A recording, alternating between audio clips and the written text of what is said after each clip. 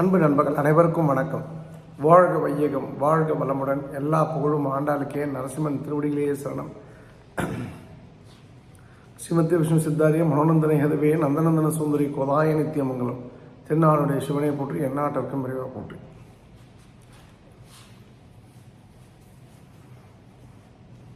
ஒரு 3-4 விஷயங்கள், பொதுவான விஷயங்கள் பார்ப்போம். நேற்றுக்கு முந்தைய தினமும் உளவியல் மற்றும் பணம் சார்ந்த விஷயங்கள் குறித்து ஒரு கருத்தரங்குன்னு சொல்லலாம், இல்லை ஒரு வகுப்புன்னு சொல்லலாம், நடைபெற்றது. நல்லபடியாக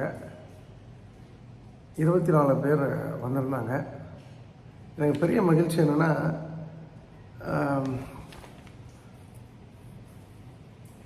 நாம் சரியாக எடுத்தோமா எடுக்கலான்றதுலாம் ரெண்டாவது விஷயம். ஆனால் அந்த தேடுதல் இருந்துகிட்ருக்கு இல்லையா மக்களுக்கு, அதுதான் வரவேற்கத்தக்க விஷயம். அஃப்கோர்ஸ் முதல் நாள் 1:30 மணி வரைக்கும் எடுத்தேன். நேற்று அதாவது நேற்றைய கிளாஸ் இன்றைக்கி காலையில் 4:30 மணி வரைக்கும் எடுத்தேன். முதல் நாள் 9:15 ஆரம்பித்து மதியம் 1:30 இரவு 1:30 மணிக்கு முடிஞ்சுது. அதே போல் நேற்றும் காலையில் 9 மணிக்கு ஆரம்பித்து ஏர்லி மார்னிங் 4:30 மணிக்கு முடிஞ்சது. என் மகிழ்ச்சியாக இருந்தது. எனக்கு என்னென்னா, அது ஒரு பெரிய போதையாக இருக்குது. அந்த கிளாஸ் வகுப்பு எடுக்கிறது, புதுசாக ஆட்களை மீட் பண்ணுறது, அவங்களுக்கான விஷயங்களை பேசுவது. இப்போ நம்ம ஒரு விஷயம் சொல்கிறோம். இப்போ நேற்று ஒரு அம்மா வந்திருந்தாங்க ஈரோட்டிலேருந்து. சும்மா கனெக்டிங் த டாட்ஸ் தானே பேசும்போது அவங்களுக்கு ஒரு ஏற்கனவே திருப்பதினு ஒரு விஷயம் சொல்லிட்டேன். இருந்தாலும் அந்த கிளாஸ்க்கு நடுவில் நான் சொன்னேன், நம்ம தவறாக நினைக்காதீங்க, நான் சொல்கிற தவறாக இருந்தால் மன்னிச்சுங்க. நீங்கள் ஒரு கனெக்டட் வித் ஐயப்பன். ஐயப்பன் கோயில் போனால் தான், ஐயப்பன் கோயிலுக்கு ஏதாவது வேண்டிக்கிட்டிங்கன்னா ஐயப்பன் கோயில் சம்மந்தமாக ஐயப்பனை நீங்கள் எந்த அளவுக்கு சரணாகதி அடைகிறீங்களோ அந்த அளவுக்கு உங்களுக்கான சொல்யூஷன் கிடைச்சிரும் அப்படின்னு நான் சொன்னேன். அவங்க அழ ஆரம்பிச்சிட்டாங்க. என் கணவர் 18 வருஷம் ஐயப்பன் கோயில் போனவர். அதுக்கப்புறம் அவங்களுக்கு ஐயப்பனுக்குள்ள தொடர்பு போன்ற விஷயங்கள்லாம் சொல்லி தேம்பி அழ ஆரம்பிச்சிட்டாங்க. எனக்கு சங்கடமாக போச்சு. அது எனக்கு என்னென்னா, அவங்க அழ வைக்கிறது எனக்கு நோக்கம் இல்லை, நம்மளால் சரியாக இதை சொல்ல முடியுது அப்படின்றது தான் விஷயம். இப்போ நிறைய எனக்கு 24 பேரில் ஆல்மோஸ்ட் ஒரு 20 பேர் அலர்ட்னா டு த கோர் அலர்ட்டாக இருந்தாங்க. ஒரு 4 பேர் வயசானவங்க, உடல்நிலை பாதிக்கப்பட்டவங்க, அது போன்ற ஆட்கள் அவங்க தூங்க முடியாது. ஏன்னா தூங்காமல் இருக்க முடியாது. சாப்பிட்டோன்னா தூக்கம் வரும். அவங்களால ஒரு 22 ஹவர்ஸ்லாம் கிளாஸில் உட்காருனா சிரமம். அதுலேயும் குறிப்பாக ஒரு எக்ஸசைஸ் உண்டு. அது என்ன எக்ஸசைஸ்னால், அது ஒரு கேம். எக்ஸசைஸ்ன்றது கேம் தான் சொல்லணும். அந்த கேம் விளையாடணும் அப்படின்னு சொன்னால், விளையாடினதுக்கப்புறம் அவங்க அதோட ரூல் என்னென்னா, உங்களுக்கு என்ன நடக்கணும்னு நீங்கள் மனசில் வச்சுங்க. இந்த கேம் முடிச்சதுக்கப்புறம் நான் ஒரு கேள்வி கேட்பேன். அதை வச்சு அது நடக்காதுன்னு சொல்லுவேன். அது ஆல்மோஸ்ட் 24 பேரில் 21 பேர் சரியாக பண்ணலை. ஒரு 2-3 பேர் தான் அதை சரியாக பண்ணாங்க. 3-4 பேர் தான் சரியாக பண்ணாங்க. 20 பேர் சரியாக பண்ணலை. அதுக்கு காரணம் என்னென்னா, அது கொஞ்சம் லேட் நைட்டில் வச்சது. அது ஒரு 11:30-12 மணிக்கு வச்சதுனால தூக்க கலக்கம். எல்லோரும் மனிதர்கள். இப்போ நான் சொல்லலாம், எனக்கு இது பிடிச்சிருக்கு அப்படின்றதுனால நான் கிளாஸ் எடுக்கலாம். ஆனால் எல்லாருக்குமே இந்த இன்வால்மெண்ட் இருக்குமா அப்படின்னா இருக்க வாய்ப்பு இல்லை. அவங்க வேலைக்கு போயிருப்பாங்க, முதல் நாள் வரைக்கும் வேலை பார்த்துருப்பாங்க, மறுபடியும் நாளைக்கு வேலைக்கு போகணும் அப்படின்னும்போது அந்த ஈடுபாட்டை நான் 100% என் பார்வையிலேருந்து நான் எதிர்பார்க்கக்கூடாது. அதனால் என்ன பிளான் பண்ணேன்னா, இனிமேல் இந்த பண வரவு கலை வகுப்பானது 2 நாள் நடைபெறும். அது ஒரு நாள் வேணான்னு முடிவு பண்ணியாச்சு. காலைல 9:30 மணிக்கு ஆரம்பிக்கும், இரவு 8 மணிக்கு முடியும். அதுக்கப்புறம் ஏன்னா அவங்க குற்றாலம் வராங்க, அவங்க குளிக்கிறது போகல, கோயிலுக்கு போகிறதில்ல, வந்தாங்க விடிய வகுப்பு அட்டன் பண்ணிட்டு போகிறாங்க அப்படின்னும்போது அது சரியாக இல்லை அப்படின்ற மாதிரி எனக்கு ஒரு ஃபீல் இருந்தது. ஸோ அதனால் அதை நான் சொல்கிறேன். எனக்கு இன்ஃபேக்ட் என் டீம் கூப்பிட்டு சொல்லிட்டேன், நெக்ஸ்ட் கிளாஸ்லாம் அந்த உளவியல்லாம் நம்ம பணத்துக்குள்ளே கொண்டு வந்துக்கிறேன், தனியாக பண்ண வேணாம். ஸோ 2 நாள் கிளாஸு மணி ஒர்க் ஷாப் சனி ஞாயிறு, இல்லை வெள்ளி சனி, இல்லை ஞாயிறு திங்கள், ஏதோ ஒரு விஷயம் பிளான் பண்ணி 2 நாளாக நடைபெறும். ஏன்னா வரவங்க அடுத்த நைட்டு போகணும் இல்லையா. இப்போது 2வது நாள் கிளாஸ் 9:30 மணிக்கு ஆரம்பித்து 8 மணிக்கு முடிஞ்சுன்னா 9 மணிக்கு சாப்பிட்டோம் 10 மணிக்கு பிளான் பண்ணிக்கலாம், பஸ்ஸு போடலாம், ஏதோ ட்ரெயின் போடலாம், ஏதோ ஒரு விஷயம் தே கேன் பிளான் இட். அதனால் என்னுடைய ப்ரோக்ராமை அப்படி ரீஃப்ரெஷ் பண்ணிக்கிட்டேன், ரீலைன் பண்ணிக்கிட்டேன். எனக்கு நேற்று ப்ரோக்ராமில் ரொம்ப மகிழ்ச்சின்னா டு த கோர் மகிழ்ச்சி என்னென்னா, படித்தவங்க வந்தாங்க, சிஏ படித்தவங்களும் வந்தாங்க, +2 படித்தவங்களும் வந்தாங்க. எல்லாருமே வந்து எந்தவித ஒரு நான் பெரியவன், நீ பெரியவன், நீ சின்னவன், நான் சின்னவன், இது மாதிரிலாம் இல்லாமல் எல்லாருமே ஒன்றாக மிங்கிள் ஆனாங்க. அது ரொம்ப மகிழ்ச்சி. எல்லாம் ஸ்போர்ட்டிவாக இருந்தாங்க, அது அதை விட மகிழ்ச்சி. எனக்கு ரொம்ப பிடிச்ச ஒரு மனிதர் திருப்பூரை சேர்ந்த சிவகுமார். அவர் ஒரு +2 படிச்சுட்டு அவருக்கு சில விஷயங்கள் கேட்டபோது சொன்னேன். அதாவது அவர்லாம் நான் எதுவும் வந்து கிளாஸில் இதெல்லாம் யாரையும் பாராட்டலை.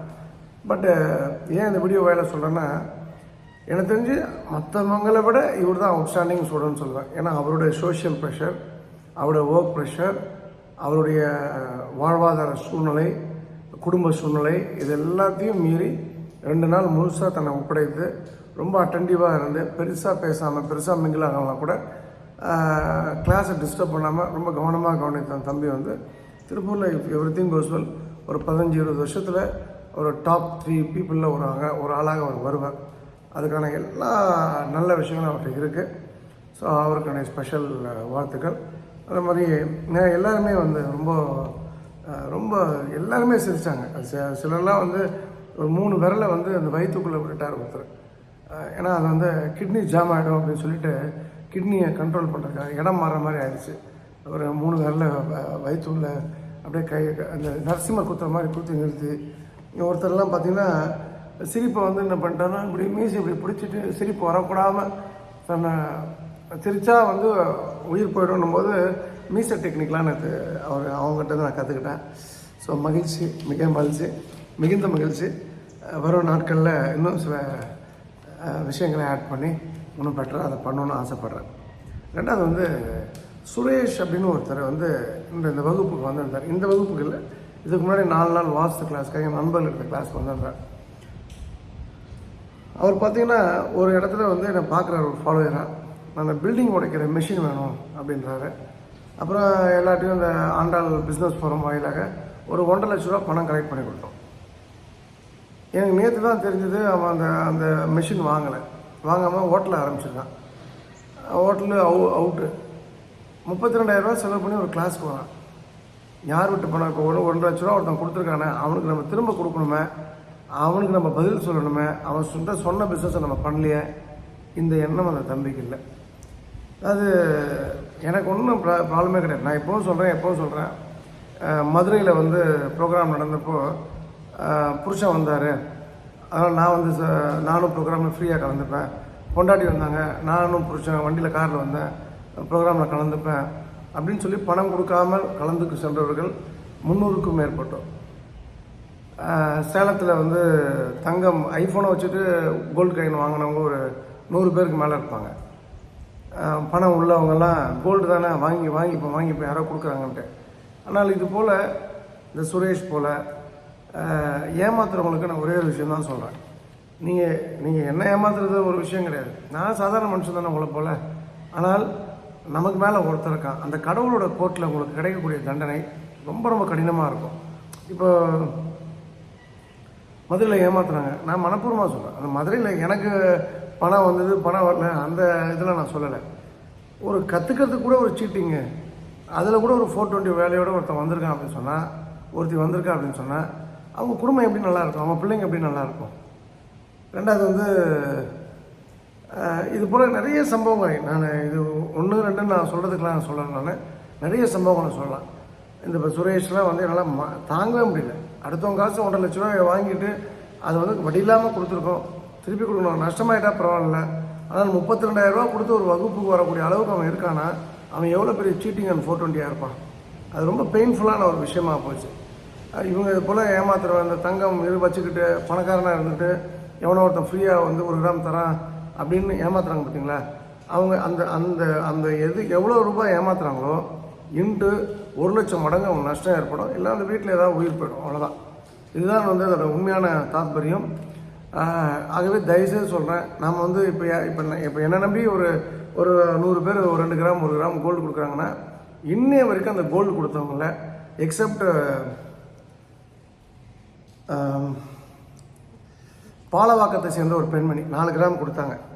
அவங்கள தவிர வேறு யாருமே சொக்கலிங்கம் நான் கொடுத்த கோல்டை கொடுத்துட்டீங்களா, யாருக்கு கொடுத்தீங்க, ஒரு வார்த்தை கேட்டதில்லை.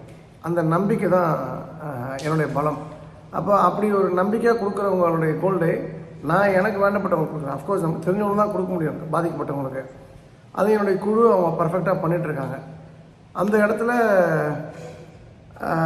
என்ன சொல்கிறது, அது போல் நம்ம நம்பி கொடுக்கக்கூடிய தங்கத்தை வந்து உங்களுடைய புத்திசாலித்தனம் நினச்சி நீங்கள் ஏமாத்துறீங்க அப்படின்னு சொன்னால், உங்களுக்கு தேவையில்லாத இடத்துல உங்களுக்கு வந்து அது ஒரு பொய் சொல்லி நீங்கள் வாங்குறீங்க, அதை வச்சு ஏதோ சொல்ல பண்ணுறீங்கன்னா நீங்கள் பண்ணிட்டு போங்க. ஆனால் உங்களுடைய பேஸ் வந்து ஏமாற்றுன்ற ஒரு விஷயம் இருப்பதுனால உங்கள் வாழ்க்கையில் எப்போதுமே ஏமாற்றம் மட்டும்தான் கிடைக்கும்.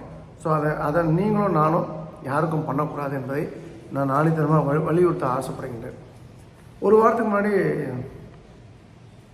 ஒரு சித்த மருத்துவர்கிட்ட போயிருந்தேன். அவங்க பேர் டாக்டர் சிவசக்தி ஆலங்குளம். ஒரு அன்பு சகோதரி, என் மேலே பெரிய மரியாதை உள்ளவங்க. அவங்க மேலே நான் பெரிய மரியாதை உள்ள ஒரு நல்ல அற்புதமான மனுஷி, ஒரு வாடிக்கையாளர். எல்லாத்துக்கும் மேலே அவங்க கவர்மெண்ட் சித்தா காலேஜில் படித்தவங்க, 2 டிகிரி வச்சுருக்க ஆள். நான் ஒரு சொன்னது மாதிரி நைட் எனக்காக 10 மணிக்கு வெயிட் பண்ணி நான் வீட்டுக்கு போகிற வழியில் அவங்கள பார்த்துட்டு போகிறேன். அப்போ ஒரு 3 மெடிசன் கொடுத்தாங்க. இது இப்படி சாப்பிடுங்க இப்படி சாப்பிடுங்கன்னு சொல்லிட்டு நாடி பிடிக்கும்போது உங்களுக்கு கழுத்து வலி இருக்கான்னு கேட்டாங்க. நான் சொன்னேன் கழுத்து வலி இல்லை, நல்லா இருக்கானே அப்படின்னு சொன்னேன். அப்போ இல்லைன்னா நாளைக்கு காலைல கழுத்து வலி வரோன்னாங்க. அடுத்த நாள் காலைல கழுத்து வலி. அது எப்படி சொன்னாங்கன்னு எனக்கு தெரியல. அவங்க சொன்னதால வந்ததா இல்லை இருக்கிறத அவங்க கண்டுபிடிச்சி சொன்னாங்களா, வரப்போகுதுன்றது சொன்னாங்களா, ரொம்ப ஆச்சரியமாக போயிடுச்சு. அதாவது சித்த மருத்துவம் அப்படின்ற ஒரு விஷயத்தை பொறுத்த வரைக்கும் நம்ம எல்லோருமே அலோபதி தான் பெஸ்ட்டுன்னு நினச்சிட்ருக்கோம். நான் அலோபதியை தவறுன்னு நான் சொல்லலை. ஏன்னா அதுக்கு வந்து டாக்குமெண்டேஷன் கிளியர். இப்படி பண்ணால் இப்படி நடக்கும், இதோட சைடு எஃபெக்ட், இதோட ப்ளஸ் என்ன, இதோட மைனஸ் என்னன்னு தெரியும். இந்த சித்தாக்கு ஆயுர்வேத ட்ரீட்மெண்ட்ஸ்க்கெலாம் அந்த ஸ்கிரிப்ட்ஸ்லாம் இல்லாமல் போயிடுச்சு காலப்போக்கில். ஆனால் இது தெரிஞ்சோ தெரியாமலோ அதை இன்றைக்கும் சொல்லிக் கொடுக்கக்கூடிய கல்லூரிகள் இருக்குது, ஹோமியோபதி போன்ற விஷயங்கள்லாம். அதை வந்து கற்றுக்கக்கூடிய மாணவர்கள் இருக்காங்க. அப்படின்னும்பொழுது எல்லா விஷயமும் அலோபதி க்யூர் பண்ண முடியாது, எல்லா விஷயமும் சித்தா க்யூர் பண்ண முடியாது, சித்தாவில் ஆப்ரேஷன் பண்ண முடியாது.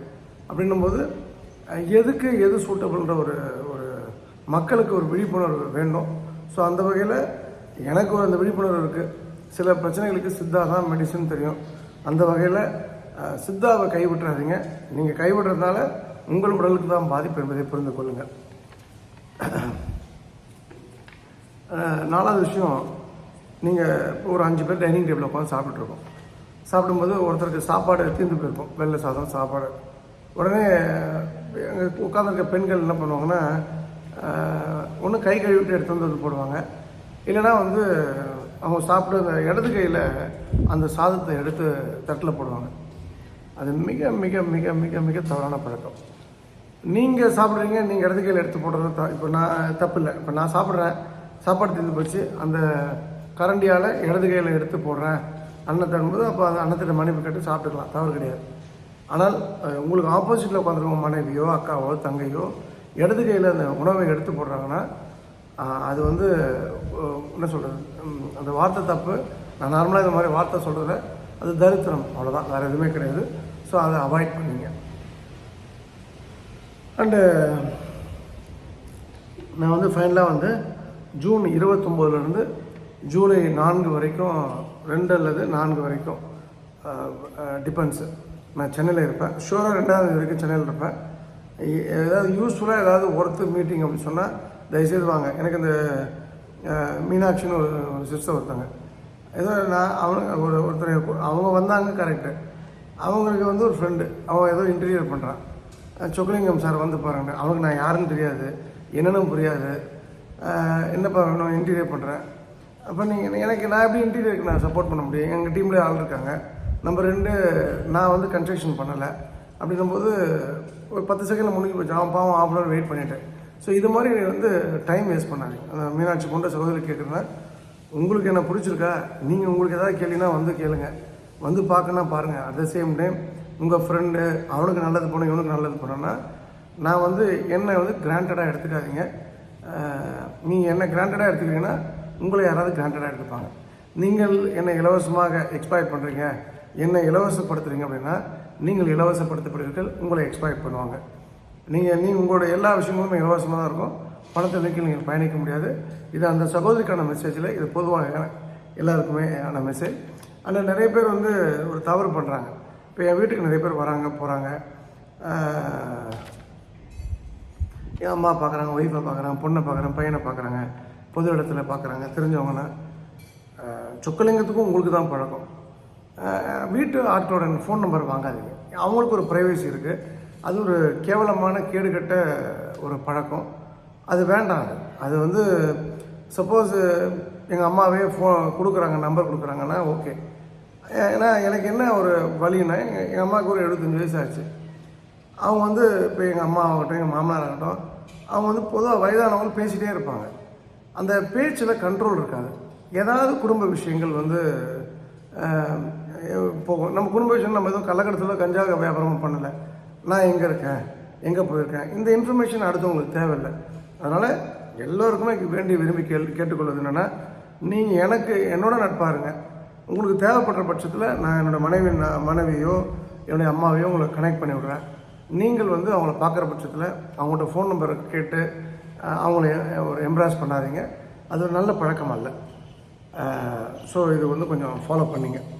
அண்ட் இன்றைக்கி நம்ம பார்க்க வேண்டிய விஷயங்கள் 2. ஒன்று வந்து நான் கொஞ்சம் ஒரு படிச்சிடுறேன். ஒரு சிறுவனுடைய செருப்பை கடல் அலை வந்து அடிச்சுட்டு போயிடுது. அவன் உடனே கடற்கரையில் எழுதுகிறான், இந்த கடல் மிகப்பெரிய திருடன் அப்படின்னு சொல்லிட்டு மண்ணில் எழுதுகிறான். ஒரு மீனவனுக்கு அபரிதமான மீன் செல்வத்தை வந்து அவன் மீன் பிடிக்க போகும்போது அந்த கடல் கொடுக்கின்றது. உடனே அவன் கடற்கரையில் எழுதுகிறான், அந்த மீனவன், வாரி வழங்கும் வள்ளல் தான் இந்த கடல் அப்படின்னு எழுதுகிறான். 3வது, கடலில் ஒருத்தர் முத்து குளிக்கிறான். அவனுக்கு ஏகப்பட்ட அளப்பரிய அரிய முத்து வகைகள் கிடைக்குது. அவன் எழுதுகிறான், இது வந்து வளமிக்க கடல் அப்படின்னு எழுதிட்டு போயிடறான். ஒரு இளைஞன் வந்து தன்னுடைய உயிரை மாய்த்து கொள்வதற்காக கடலில் வந்து விழுறான். அப்போது அதனை பார்த்து அவன் நண்பன், அவன் செத்து போனதை பார்த்து அவன் நண்பன் எழுதுகிறான், இது கொலைகார கடல் அப்படின்னு சொல்லிட்டு. பின்னர் வந்து ஒரு பேரலை வருது. அந்த அலை வந்து எல்லாத்தையும் அழிச்சிட்டு போயிடுது. அது அன்றாட பணி அந்த கடல் அப்படியே கண்டினியூ பண்ணுது. அப்போ இந்த இடத்துல நம்ம என்ன புரிஞ்சுக்கணும், மனிதர்களின் சில புரிதல்களை மனதிற்குள் கொண்டு செல்ல வேண்டியதில்லை. மனிதர்களுடைய புரிதல்களை, எல்லா மனிதர்களுடைய புரிதல்கள் நான் சொல்ல மாட்டேன், சில மனிதர்களுடைய புரிதல்களை நம் மனசுக்குள்ளே கொண்டு போகக்கூடாது. அவரவர் தங்களின் அனுபவத்தை மாத்திரமே தெரிவிப்பார்கள். இப்போ நான் சொல்லணும்னா இது என்னுடைய அனுபவம், அதை நீங்கள் ஏற்றுக்கிறது உங்கள் இஷ்டம். ஆனால் அது சரியாக தவறான நீங்கள் உங்களுக்குள்ளே ஒரு ஆர்கியூ பண்ணலாம், இன்டர்னலாக நீங்கள் டிபேட் பண்ணலாம். வாழ்க்கையை டிபேட் பண்ணி அது சரியாக இருந்ததுன்னா நீங்கள் அக்செப்ட் இட், அதர்வைஸ் வந்து நீங்கள் தூக்கி போட்டு போயிட்டே இருங்க. வாழ்க்கையை கடக்க வேண்டுமெனில் பக்குவப்படுத்தி கொண்டு போய்கொண்டே இருக்க வேண்டியதுதான் நாம் செய்ய வேண்டிய ஒரு விஷயம். ஆனால் தெளிவான புத்தியோடு நேர்மையான பார்வையுடன் அவதானமாக பயணிப்பது அதை விட மிக முக்கியமானது என்பது ரொம்ப கவனிக்கத்தக்க விஷயம். இது எல்லோருமே அதை பிரிண்ட் பண்ணுறேங்க. 2வது வந்து இந்த கிளாஸில் இந்த விஷயம், இந்த கதை சொன்னதுனால மீண்டும் ஒரு முறை நான் சொல்கிறேன். ஒரு பையன், அவங்க அப்பா இறந்து போய்ட்டாரு. அதனால் அவன் படிப்பை நிறுத்திட்டு ஒரு கடைக்கு வேலைக்கு போகணும். ஒரு கிராமத்து பையன், ஒரு 18 வயது நிரம்பின பையன். ஒரு அமெரிக்காவில் நடந்த கதை. நான் அதாவது புனைக்கதை, ஒரு அமெரிக்காவில் நடந்தாங்க அந்த கதை எழுதப்பட்டிருக்கும். உடனே அது மாதிரி ஒரு மாநிலத்திலேருந்து இன்னொரு மாநிலம் போய் ஒரு கடைக்கு வேலைக்கு போனால் தான் நம்ம குடும்பம் நடத்த முடியும், அம்மாவுக்கு எதாவது வாங்கி தர முடியும்னு சொல்லிட்டு, தங்கச்சி படிக்க வைக்க முடியும்னு சொல்லிட்டு ஒரு கடையில் போய் வேலை கேட்குறான். அந்த முதலாளி அந்த கடை என்னென்னா A to Z, பின்லேருந்து ராக்கெட் வரைக்கும் அந்த கடையில் விற்கப்படும். அப்போது அவன் அந்த முதலாளியை பார்த்து வேலை கேட்குறான். முதலாளி வந்து அவனுக்கு எந்த எக்ஸ்பீரியன்ஸும் இல்லை. அவன் குடும்ப சூழ்நிலை காரணமாகவும் அவன் கொஞ்சம் சுறுசுறுப்பாக இருக்கிறனாலையும் முகம் வந்து கொஞ்சம் அழகாக இருக்குது அப்படின்னாலையும் சரி இவனை சேல்ஸில் போடுவோம் அப்படின்னு சொல்லிட்டு சேல்ஸில் போடுறாங்க. ஒரு வாரம் அவன் எதுவுமே சேல்ஸ் பண்ணலை. ஆக்சுவலாக வந்து ஒரு நாளைக்கு ஒரு சேல்ஸ்மேன் வந்து 20லேருந்து 30 பொருட்களை விற்கணும். 20 to 30 சேல் பண்ணணும். அதோட வேல்யூ வந்து $1000 $10,000 கூட இருக்கும். அதனால் இவன் ஒரு வாரமாக சேல் பண்ணலை, எந்த வியாபாரமும் பண்ணலை. அப்போ அவர் வந்து என்ன பண்ணுறாருன்னா, அந்த முதலாளி வந்து அவனை கூப்பிட்டு கேட்குறாரு, என்னப்பா நீங்கள் ஒரு வாரம் ஆச்சா, நீ நல்லா பண்ணுவேன் அப்படின்னு சொல்லிட்டு வந்த, இது வரைக்கும் எவ்வளோ சேல்ஸ் பண்ணியிருக்கேன் போது, நேற்று வரைக்கும் இது பண்ணல முதலாளி, இன்றைக்கி ஒரே ஒரு சேல் பண்ணியிருக்கேன் அப்படின்னு சொல்கிறேன். தம்பி தப்பாக நினச்சிக்காத, உன் குடும்ப சூழ்நிலை காரணமாக தான் உனக்கு வேலை கொடுத்தேன். அதனால் நீங்கள் என்ன சொல்கிற, நேற்று வரைக்கும் ஒன்றும் பண்ணல, முதல் ஒரு வாரத்துக்கு ஒன்றும் பண்ணல, இன்றைக்கி மட்டும் ஒரு சேல் பண்ணியிருக்கேன்ற, இப்படியே போனோன்னா உனக்கு 2-3 நாளில் வேலையை விட்டு எடுத்துருவேன். இது வந்து எனக்கு இது கட்டுப்படி ஆகாதுன்னு அந்த அவ்வளோ பெரிய கடையோட ஓனர் சொல்லுவார். உடனே இவனும் வந்து என்ன பண்ணுவான், அவர்கிட்ட எதுவும் பேசாமல் அவன் குனிஞ்சு ஷூவே பார்த்துட்ருப்பான். நம்ம அந்த ஹீரோயின்லாம் போய் ஆர்ச் போடுவாங்களா, அது போல் அவன் ஆர்ச் போட்டிருப்பான் ஷூ வச்சு. அதுக்கு ஏதோ ஒரு திடீர்னு ஒரு ஒரு அந்த ஓனருக்கு ஸ்ட்ரைக் ஆகும். சரி பார்த்துக்கோ, சரி அதெல்லாம் இருக்கட்டும், அந்த ஒரு சேல் எவ்வளோ ரூபாய்க்கு தான் பண்ண அப்படின்னு கேட்கும்போது அவன் சொல்லுவான், $1.5 லட்சம் முதலாளி அப்படின்னு சொல்லுவான். என்னது $1.5 லட்சம்? என்ன பேசுகிற? $1.5 லட்சம் ரூபாவா, இந்திய ரூபாவா? $1.5 லட்சம் அப்படின்போது $1 $85. அப்போ $1.5 லட்சம் கிட்டத்தட்ட $1 கோடி அவன் சேல் பண்ணியிருக்கான். $1.5 கோடி சேல் பண்ணியிருக்கான்.